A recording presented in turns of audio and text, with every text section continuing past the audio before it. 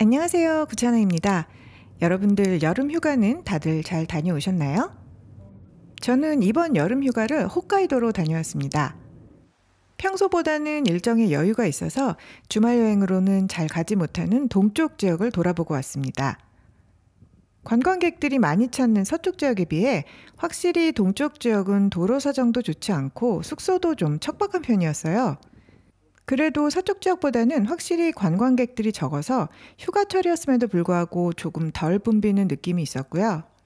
아름다운 자연을 만끽할 수 있어서 좋았습니다.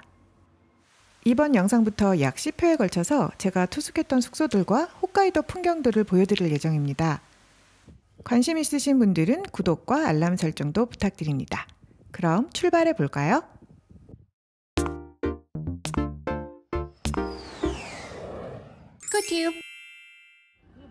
홋카이도 신치토세 공항에 도착을 했습니다. 홋카이도는 5년 만인데요. 아무래도 주말 여행은 일정이 짧아서 가까운 규슈 쪽을 많이 가게 되더라고요. 오랜만에 홋카이도에 오니 살짝 설레는 기분입니다. 아시다시피 저희 부부가 좀 즈질 체력이라 첫날은 무리하지 않고 근처에서 하루 쉬어가기로 했습니다. 첫날 투숙한 곳은 시고츠코 온천지에 위치한 스이메이가쿠라는 료관입니다. 이곳은 공항 접근성이 굉장히 좋습니다.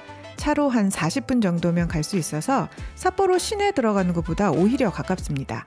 첫날이나 마지막 날 숙소로 딱 좋은 곳이죠. 시코츠코 온천지에는 스이잔테이나 미즈노 오타 같은 시설 좋은 료관들이 좀 있습니다.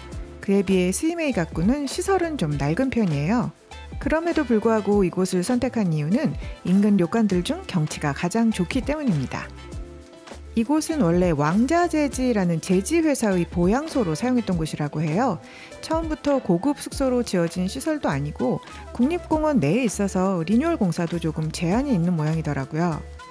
대신 좋은 경치와 한가로움을 즐길 수 있는 곳입니다. 객실도 8개밖에 안 되고 성인 전용 료관이라 아주 조용히 잘 쉴 수 있었어요.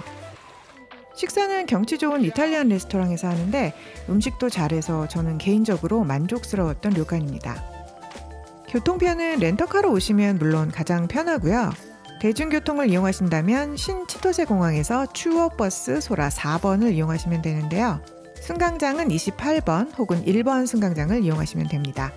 삿포로 시내에서 오시는 경우에는 JR을 이용해 치토세역까지 오신 후 마찬가지로 소라 4번 버스를 이용하시면 됩니다. 시코츠코 버스터미널에서는 무료 송영이 가능한데요. 별도로 예약은 하셔야 합니다. 객실은 3가지 타입이 있는데 우선 스탠다드 트윈, 딜럭스 트윈, 그리고 화양 특별실이 있습니다. 특별실은 2개의 객실이 있는데 코마쿠사라는 객실과 이번에 저희가 투숙한 우스유키소라는 객실이 있습니다. 전 객실 4탕이 포함되어 있고 대욕장은 따로 없습니다. 대신 대절탕을 이용할 수 있는데 돌탕이나 히노키탕 중 하나를 선택해서 예약제로 투숙기간 중 한 번만 이용할 수 있습니다. 요금은 2인 기준 조석식 포함 스탠다드 트윈은 6에서 7만엔 정도, 딜럭스 트윈은 7에서 8만엔 정도, 코마쿠사 특별실은 8만엔 전후, 우스유키소 특별실은 9만엔 전후입니다. 근처에 도착을 했는데 구글 지도 켜고 가니 스이잔테이로 안내를 하더라고요. 스이메이가쿠는 호수 쪽으로 조금 더 내려가야 합니다. 구글맵 수정 부탁해요. 그럼 안으로 한번 들어가 보도록 하겠습니다. 파란색 차양이 있는 아주로가 식사를 하는 이탈리안 레스토랑입니다. 오른쪽 문이 료관 입구고요. 현관으로 들어오면 아담한 프론트 로비가 보입니다. 프론트 반대편에 있는 라운지인데 여기서 웰컴티를 제공받았습니다. 화려하진 않지만 정갈한 분위기의 라운지였고요. 저는 아이스커피, 남편은 레모네이드를 마셨습니다. 프론트 안쪽으로는 작은 숍이 있는데요. 다양한 목공예품과 아이누 민족의 전통 문양이 새겨진 파우치 등을 판매하고 있었습니다. 이제 객실로 가보도록 하겠습니다. 하이. どうぞお入りくださいませ。お部屋の鍵です。はい。まずはお風呂、浴室ですが、この奥に天然温泉を引いたヒノキ風呂がございます。はい。お湯は24時間ずっと出ておりますので、いつでもお使いいただけます。こちらの機械でコーヒーまたは緑茶をご利用いただけます。はいはい。その他、冷蔵庫内の商品も無料です。はい。はい、こちらクローゼットですが、はい、バスローブと館内着、スリッパをご用意しております。館内着とスリッパのレストランを含めまして全館どこでもお使いいただけます。レストランで大丈夫です。大丈夫ですか。はいはい、バスローブはお部屋の中だけでお使いください。はいはい、それとこちら入り口ドアはオートロックでございます。はい。はい。ではどうぞごゆっくりお過ごしください。よろしくお願いいたします。다시 한번 객실을 천천히 살펴보겠습니다.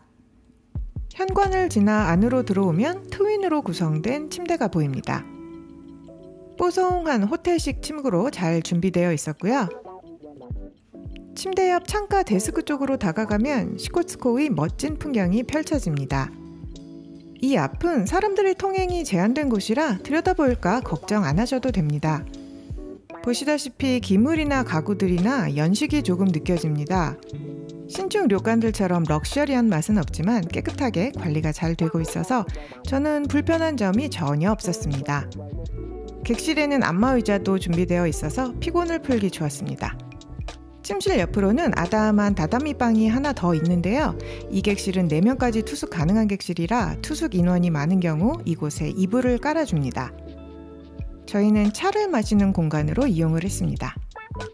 다실의 창문을 통해서도 시코츠코의 풍경을 가깝게 보실 수 있습니다. 안내문을 보니 시코츠코 테라스라는 곳이 있다네요. 이따 한번 가보기로 하고요. 직원분이 안내해 주신 대로 입구 쪽에 커피 머신이 있고요. 박스 안에 커피와 녹차가 준비되어 있었습니다. 냉장고 안에는 생수와 냉차, 오렌지 주스, 맥주가 들어있었는데 무료로 제공되는 것들입니다. 옷장 안에는 바스로브와 관내복이 들어있고 유카타는 제공되지 않습니다. 식사를 이탈리안 레스토랑에서 하고 외부 손님들도 있을 수 있어서 관내복 출입이 가능한지 여쭤봤던 건데 가능하다고 합니다. 저는 이렇게 편한 차림으로 밥 먹으러 갈 수 있는 게 너무 좋더라고요. 이제 온천 공간으로 가보겠습니다.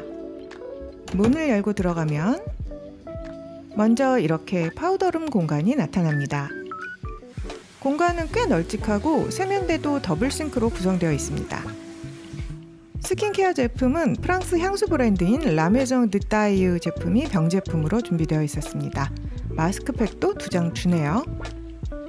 핸드소프는 이렇게 별도로 설치해 두었습니다. 화장실은 독립된 공간에 위치하고 있습니다. 세면대는 따로 없고 변기와 비데만 설치되어 있습니다.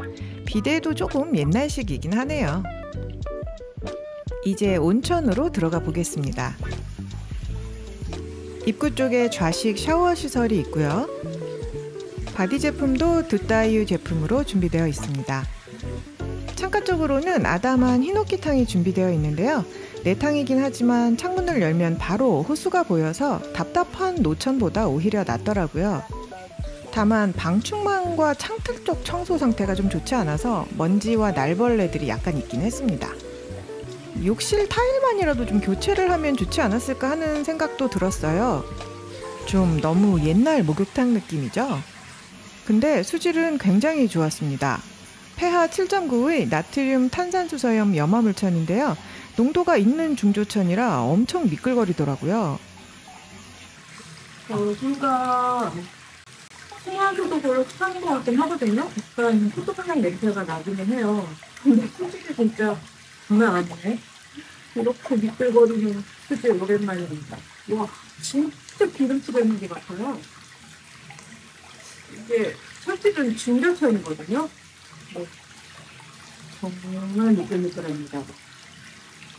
이 앞에는 아무도 안 지나다니기 때문에 문 열어놓고 이렇게 해도 괜찮습니다. 생각보다 너무 좋은데요? 이런 풍경을 코앞에서 볼 수 있다는 게 이 료칸의 가장 큰 장점입니다. 잠시 쉬었다가 주변 산책을 나서봅니다. 안내문에서 본 시코츠코 테라스에도 가봤는데요. 별건 아니고 호숫가 데크에 만들어둔 휴게 공간입니다. 숙박자 전용 공간이라 스이메이카쿠 투숙객들만 들어갈 수 있고요. 이렇게 프로세코도 준비가 되어 있었습니다. 산책로를 따라 호수 주변을 돌아보았습니다. 이곳은 수중 유람선과 스완보트를 탈 수 있는 선착장입니다. 길을 걷다 보니 빨강색 철교가 하나 보이네요. 야마센 철교라는 다리인데요. 1951년까지 실제로 사용됐던 철교고 지금은 인도교로 사용되고 있습니다. 야마센 철교를 기점으로 치토세강이 시작되는데 물이 정말 맑죠? 프랑스 안시와 좀 비슷하다는 느낌을 받았는데요. 카야킹도 많이 하는 곳입니다.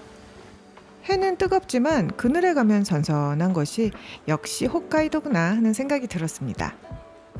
산책을 마치고 식사를 하기 위해 이탈리안 레스토랑으로 향했습니다. 레스토랑의 분위기나 경치도 너무 좋아서 제 기대보다도 훨씬 만족스러웠습니다. 메뉴는 이탈리안 코스 요리로 제공이 되는데요. 서브해 주시는 분들이 모두 연세 지긋하신 할배 젠틀맨들이라 서비스도 너무 좋았습니다.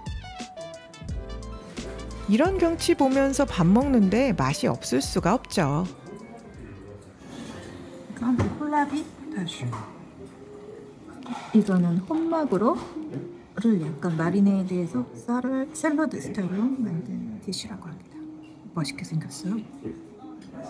굉장히 맛있습니다. 얘도 잘해요. 이거는 이 시코트코에서 많이 잡히는 각시송어라고 합니다. 히메마스라고 부르거든요. 굉장히 부드럽기 때문에 머리서부터 꼬리까지 다 먹어도 된대요. 비린 맛이 없다고 합니다. 이런 민물 생선이 비린 게 그 수생 곤충들을 잡아먹어서 그런데 이 시코트코에는 동물성 플랑크톤이 굉장히 풍부해서 얘네들이 곤충을 안 먹고 그 동물성 플랑크톤을 먹고 자란다고 합니다. 그래서 비린 맛이 1도 없대요. 얘는 아나고입니다. 바삭하게 튀겨서 토마토 소스에 가져왔어요. 오징어 먹물 파스타입니다. 맛있겠다. 그리고 여기 같이 나온 오징어는 하루 정도 말린 그런 오징어라고 합니다. 엄청 맛있어요. 그리고 지금 바깥 경치가 너무 예쁩니다. 여기 너무 좋다. 진짜 마음에 들어요.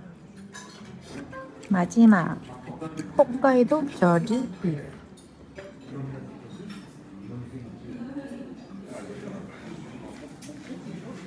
치즈 이렇게 싹싹 긁어먹긴 또 처음이네. 치즈 엄청 맛있어요. 메론 선배. 이거 복숭아 컴포트랑 밀크 아이스크림. 배가 안 아플 것 같은 아이스크림. 아이스크림 너무 맛있었어요. 밀크 아이스크림인데도 달지가 않고 뭔가 좀 리프레시 되는 그런 느낌이 있어. 산뜻해요 아이스크림. 이탈리아 젤라또보다 낫다 진짜. 저녁 식사를 마치고 예약해둔 대절탕으로 향했습니다. 이와브로가 있는 히스이노유를 예약했습니다. 아담한 탈의실의 모습입니다. 타월은 탈의실에 준비되어 있습니다. 온천 성분 때문에 굉장히 미끄러우니 주의하라는 안내문이 붙어 있네요. 안으로 들어가 볼까요? 널찍한 돌탕이 준비되어 있었는데요. 수질은 객실과 동일합니다. 뜨끈하게 지지고 여행 첫날을 마무리합니다. 다음 날 아침, 온천지에서는 하루의 마무리도 하루의 시작도 온천욕이죠. 창을 열고 시원한 새벽 공기를 들이마셔봅니다. 여름의 홋카이도는 새벽 4시면 해가 떠서 아침을 일찍 시작하게 됩니다. 뽕 선생님은 쿨쿨 단잠에 빠져 계시길래 혼자서 아침 산책에 나서봅니다. 시코츠코 온천은 삿포로에서 가깝기 때문에 평소 관광객들이 많이 오는 곳인데요. 이렇게 아침 일찍 산책을 나서니 사람이 한 명도 없더라고요. 마치 이곳을 전세낸 느낌입니다. 오리배도 한번 타보고 싶긴 했는데 한낮엔 해가 뜨거워서 아무도 타는 사람이 없더라고요. 야마센 철교까지 슬슬 걸어왔습니다. 이쪽은 호수뷰, 이쪽은 치토세강 뷰입니다. 아침 햇살에 반짝반짝 빛나는 강물이 참 아름답네요. 시코츠코 온천은 아담한 곳이라 금방 돌아볼 수 있습니다. 야마센 철교를 건너 산책로 끝까지 가보았습니다.